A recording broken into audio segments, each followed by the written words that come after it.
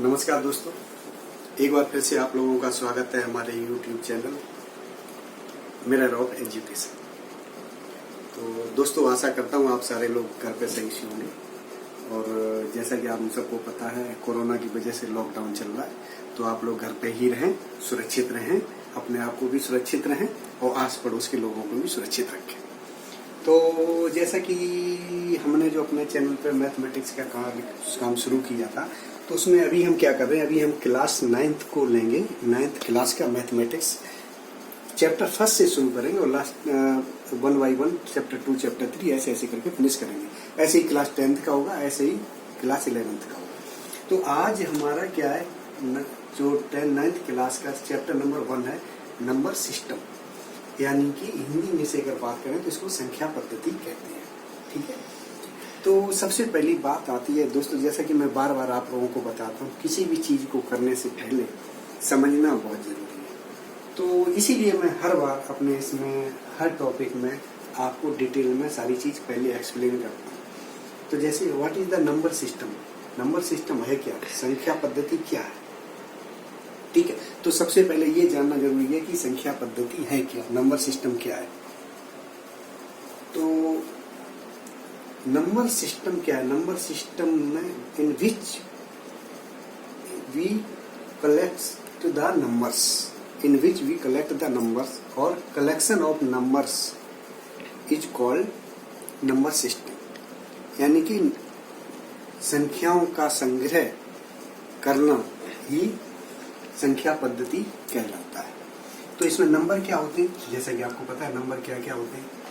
1 0 हो गया, सॉरी 0 हो सकता है, 1 हो सकता है, 2 हो सकता है, 3 हो सकता है, 4 5 6 7 8 9, करेक्ट। ठीक है। तो ये हमारे हुए नंबर सिस्टम। अब ये जब नंबर सिस्टम है तो नंबर कई तरह के हो सकते हैं। नंबर के जैसे कि टाइप्स ऑफ नंबर अभी बात करते हैं हम। जैसे एक पहला आ गया नेचुरल नंबर, फिर आ गया होल नंबर, फिर आ गया इंटीजर, उसके बाद rational number, after that irrational number. प्राकृतिक संख्याएं, पूर्ण संख्याएं, पूर्णांक, परिमेय संख्याएं, अपरिमेय संख्या। तो सबसे पहले हम चलते हैं नेचुरल नंबर्स क्या होते हैं, यानी कि प्राकृतिक संख्याएं क्या होती हैं। वो संख्याएं जो हमें किसी की गिनती करने में काम आती हैं, उनको हम कहते हैं natural number. Those numbers which are used for counting is known as natural number. जैसे कि आपके इसमें आ जाएंगे 1, किसी चीज को हम कैसे काउंट करते हैं, 1 2 3 4 5 6 7 ऐसे काउंट करते हैं। तो numbers which are used for counting, तो 1 2 3 4 5 टोटल। ठीक है। ये हो गए हमारे नेचुरल नंबर, प्राकृतिक संख्या। अब आती है होल नंबर्स, होल नंबर या पूर्ण संख्या। होल नंबर्स इसको डोनेट करते हैं WC। ये क्या है, इस अकॉर्डिंग टू दिस इसकी डेफिनेशन ये है कि all natural numbers including with 0 is known as whole number. मतलब सभी प्राकृतिक संख्याएं और 0 को जोड़ लें तो जो वो संख्याएं बनती हैं उसको हम कहते हैं होल नंबर्स। ठीक है। तो इसमें क्या होगा, वो 0 1 2 3 4 5 टोटल। ठीक है। हमने केवल क्या किया, नेचुरल नंबर्स में 0 और ऐड कर दिया, तो हमारी ये बन गई होल नंबर्स। इसके बाद आता है इंटीजर, पूर्णांक। इंटीजर में क्या है, इंटीजर क्या कहता है कि collecting all whole numbers with negative of natural numbers. मतलब सारी जितनी भी पूर्ण संख्याएं उनको आप ले लो, और जो नेचुरल प्राकृतिक संख्याएं उनकी नेगेटिव संख्याएं ले लो, वो सब मिला के हमारी बनेगी इंटीजर। तो ये क्या हो गया, जैसे ये आपका आ जाएगा -5 -4 -3 -2 -1 0 1 2 3 4 5 डॉट डॉट डॉट डॉट इधर भी डॉट। ये जो हमारी संख्याएं बनी ये कहलाएंगी इंटीजर। ठीक है। अब इसके बाद क्या है, रेशनल नंबर, परिमेय संख्या। मान लो कोई भी दो संख्याएं हैं हमारे पास P और Q, तो हम अगर इनको P/Q फॉर्म में लिख लें, यानी कि उनका फ्रैक्शन हम निकाल लें, उनको P/Q के फॉर्म में लिख लें, तो वो हमारा कहलाएगा रेशनल नंबर। कंडीशन ये है Q is not equal to 0 और P और जो Q है वो हमारी दोनों इंटीजर होंगी। ठीक है, ये कंडीशन, ये परिमेय संख्या। अब परिमेय में क्या होगा, ये जस्ट इसका उल्टा हो गया, इरेशनल नंबर जो P/Q के फॉर्म में ना लिख सकें और बाकी सारी कंडीशन सेम रहेंगी। Q is not equal to 0 and P and Q are integer, ये हमारी कहलाएंगी अपरिमेय संख्या। ठीक है, तो ये हो गई हमारी सारी संख्याओं के बारे में जो मैंने आपको बताया। नंबर सिस्टम है क्या और कितने टाइप्स के नंबर्स होते हैं, नेचुरल नंबर हो गया, होल नंबर हो गया, इंटीजर हो गया, रेशनल नंबर हो गया, इरेशनल नंबर्स हो गया। ठीक है, तो ये सारी चीजें आप बिल्कुल एकदम अपने दिमाग में बिठा के चलें, क्योंकि हम अभी एक एग्जांपल लेंगे, एग्जांपल के साथ साथ सारी चीज क्लियर करेंगे। और दो तरह के क्वेश्चन हमेशा ही आपके से पूछे जाते हैं, तो मैं उन दोनों को अभी एक्सप्लेन कर देता हूँ 1 बाय 1। उसके बाद आप लोग एक्सरसाइज करेंगे और उस एक्सरसाइज को देखेंगे। अब इसमें सबसे बड़ी चीज एक आती है कि ये क्वेश्चन हमेशा पूछा जाता है आप लोगों से कि दो परिमेय संख्याओं के बीच, कोई भी दो परिमेय संख्याओं के बीच में 5 या 6 या 4 किन्हीं भी दो संख्याओं के बीच में 5 या 4 या 6 या 2 परिमेय संख्याएं बताओ। ठीक है, तो उसमें क्या होता है, उसको बहुत अच्छी तरह से इसको आप ढंग से देखेंगे। मैं आपको बता देता हूं कि हमारा इसमें क्या है, how to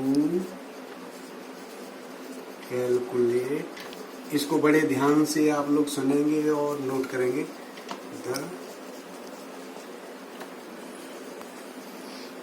5 calculate the rational numbers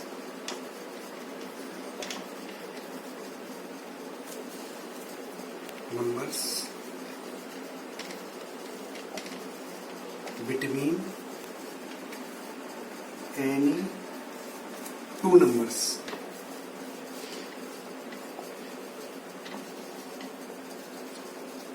ठीक है, हम क्या करेंगे, मान लो हमारे पास कोई दो नंबर है, हमने कोई दो नंबर ले लिए x और y। ठीक है, अब क्या कह रहा, देखो क्वेश्चन को ढंग से पढ़ो। क्वेश्चन क्या कह रहा कि किन्हीं भी दो संख्याओं के बीच में आप परिमेय संख्याओं को निकालें।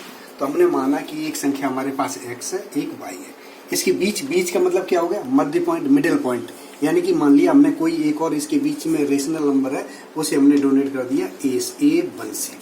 ठीक है, तो ये मिडिल पॉइंट हो गया। तो कैसे हो गई, फर्स्ट नंबर कैसे आएगा, फर्स्ट नंबर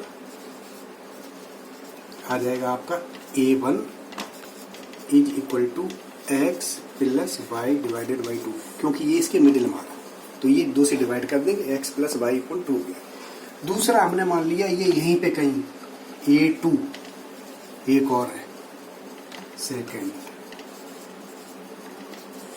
तो A2 इक्वल टू क्या हो जाएगा, देखो A1 था तो x प्लस वाई। अब ये देखिए, ये इन दोनों के बीच में आ रहा, A1 प्लस x, तो ये A2 बराबर हो गया A1 plus x divided by 2। ठीक है, इसी तरह से एक और हमने ले लिया यहाँ पे, इनके दोनों x और A2 के बीच में एक हमने पॉइंट ले लिया A3, तो ये हमारा थर्ड क्या आएगा, देखो A3 is equal to A2 plus x divided by 2। ठीक है जी, ऐसे ही अब हम क्या करेंगे कि इन दोनों के बीच में लेना, तो एक हमने इधर ले लिया, हमारा आया A4, तो फोर्थ टर्म क्या हुआ, A4 is equal to A1 plus y divided by 2। ऐसा ही फिफ्थ हमने यहाँ पे ले लिया इन A4 और AY के बीच में A5, तो हमारा फिफ्थ टर्म क्या हुआ, ये हो गया A5 is equal to A4 plus y divided by 2। इस तरह से हम सारी चीज को कैलकुलेट कर सकते हैं। ठीक है, अब इसी में हम कैलकुलेट कर लेते हैं। देखो अभी हमें पता चल जाएगा कि मान let us consider x is equal to है 1 और y इक्वल टू है 2।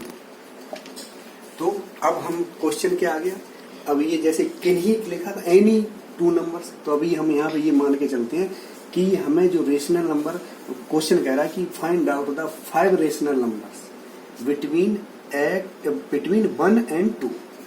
1 एंड 2, तो हमारा x हो गया 1 और y हो गया 2। ठीक है, अभी क्या करो आप सीधा सा है इसमें, इसी तरह से हम x की जगह पे यहाँ पे क्या आ जाएगा 1, तो हम यहाँ क्या करते हैं, ये लो जी, ये हमारे पॉइंट एक 1 हो गया, एक 2 हो गया, इनके बीच में हमें फाइंड आउट करना है। तो ये पहला हमारा क्या है A1, तो सीधा से इससे क्या निकल के आ जाएगा हमारा A1 equal to x plus y by 2, यानी कि 1 plus 2 equal to divided by 2 equal to 3/2। ठीक है, अब यहाँ पे हमारा एक और पॉइंट आ गया A2, तो A2 बराबर क्या हो जाएगा, देखो A2 A1 plus x divided by 2, हमें ये यहाँ पे लेंगे A1 plus 1, A1 plus 1 divided by 2, A1 क्या है 3/2, 3/2 plus 1 divided by 2 is equal to क्या हो गया 3 plus 2 divided by 4 equal to 5/4। Correct, ऐसे ही करके A2 हम यहाँ पे A3 ले लेंगे, A3 क्या होगा, A3 is equal to A2 plus 1 divided by 2, A2 plus 1 divided by 2, A2 5/4 plus 1 divided by 2 is equal to 5 plus 4 divided by 4 into 2 is equal to 9/8। Okay, ये हो गया 9/8। ऐसे ही A4, अब ये इधर भी हो सकते हैं, इधर भी हो सकते हैं, क्योंकि इन दोनों के बीच में ये हमें निकालना है। तो ये हमारा आ गया A4, हमने ले लिया A4। तो A4 क्या हो जाएगा A1 plus 2, A1 plus 2 divided by 2। A1 क्या है हमारा, A1 निकाला था ना, A1 3/2, तो 3/2 plus 2 divided by 2 is equal to 3 plus 4 divided by 4 equal to 7/4। ठीक है जी, ये हो गया। ऐसे A5 हमने यहां ले लिया,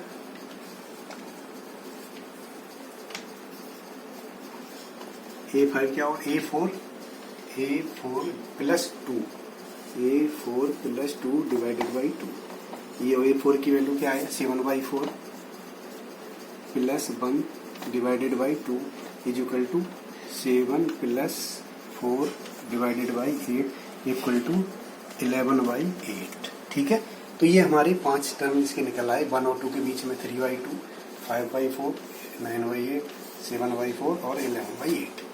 इस तरह से आप कोई भी क्वेश्चन सॉल्व कर सकते हो। तो इसीलिए मैं बार बार आपसे कहता हूँ कि आप मैथ को समझो, रटो नहीं। जितना आप समझोगे उतनी ही आपकी नॉलेज बिल्कुल शार्प नॉलेज होगी और आपको कभी भी कहीं पे भी घबराने की जरूरत नहीं है। अभी जो इस तरह के क्वेश्चन है ये आपके उसमें भी आते हैं, किसी भी कॉम्पिटिटिव एग्जाम में भी आ जाते हैं। उसमें आप क्या करेंगे, जैसे मान लीजिए आपसे पूछ दिया कि जैसे यही क्वेश्चन है कॉम्पिटिटिव एग्जाम में आ जाए, तो इतना ये सॉल्व करना, इसको इतना टाइम तो होता नहीं, बहुत बड़ी दिक्कत है। वो कह रहा है कि 1 और 2 के बीच में 5 रेशनल नंबर फाइंड आउट करो। ये कॉम्पिटिटिव एग्जाम के लिए बता रहा हूँ। तो इसमें सिंपल सा फंडा है, आप क्या करो 5 को लिख लो ऐसे, 5 प्लस 1 इक्वल टू 6, यहाँ लिखो 1 और यहाँ लिखो 2, इसको 6 से डिवाइड और मल्टीप्लाई कर दो दोनों। ठीक है, तो ये क्या आया 6/6 और यहाँ क्या हो गया 12/6। तो इन दोनों के बीच में वो कह रहा है कि आप पता करो कि जो वो संख्या है, परिमेय संख्या निकालो 5। यहाँ क्या, ये मैक्सिमम हो गई, ये मिनिमम है, ये मैक्स है। ठीक है, तो इसमें क्या होगा, इन्हीं के बीच में ही निकल के आएगी कोई ना कोई एक संख्या, 5 संख्या इसी के बीच में होगी। तो मैं इससे आगे की होंगी और इससे पहले की होंगी 6/12 की। तो 6/12 में आप क्या कर सकते हो, जैसे 6/12 से पहले क्या आएगा 11/6, 12/6 से पहले क्या होगा 11/6, 11/6 से पहले क्या आएगा 10/6, 10/6 से पहले क्या आएगा 9/6, 9/6 से पहले क्या आएगा 8/6 और 8/6 के पहले क्या आएगा 7/6। इस तरह से आप मैथ जब भी कोई कॉम्पिटिटिव एग्जाम देने जाएंगे तो उसमें इजीली इसको with in a minute solve कर सकते हैं इस मेथड से। बट मैं आपसे रिक्वेस्ट करूंगा कि जो भी एग्जाम आप देने जाएं अभी हाई स्कूल का या 9th का, उसमें इस तरह से सॉल्व करें प्रॉपर, ताकि आपको पूरे मार्क्स मिले। हाँ, कोई भी आप कॉम्पिटिटिव एग्जाम देने जा रहे हैं तो उसमें ये बेटर तरीका है, विद इन ए मिनट में आप सॉल्यूशन आपको मिल जाएगा। तो आशा करता हूँ आप लोगों को सारी चीज समझ में आई होगी। ऐसे ही आप लोग ध्यान लगा के पढ़ते रहिए, और कोई भी आपको कहीं पर भी दिक्कत आ रही हो हमारे साथ जुड़े रहें हमसे। मैं आपके साथ व्हाट्सएप नंबर भी शेयर कर दूंगा, आप कमेंट करके भी हमसे पूछ सकते हैं, और कोई भी दिक्कत हो आप हमसे व्हाट्सएप के थ्रू जुड़ सकते हैं। और आशा करता हूँ आप लोगों के समझ में आया होगा, और सारी चीज को ढंग से पढ़ें। कहीं तो कोई दिक्कत आए तो हमसे बात करें, हम आपके लिए हमेशा तैयार हैं। और आपको सारी चीज अच्छी लगे, ये समझ में आ रही हो, तो आपसे एक बार फिर से रिक्वेस्ट करूंगा कि आप हमारे चैनल को लाइक और सब्सक्राइब और शेयर जरूर करें, और बेल आइकॉन दबाएं। धन्यवाद।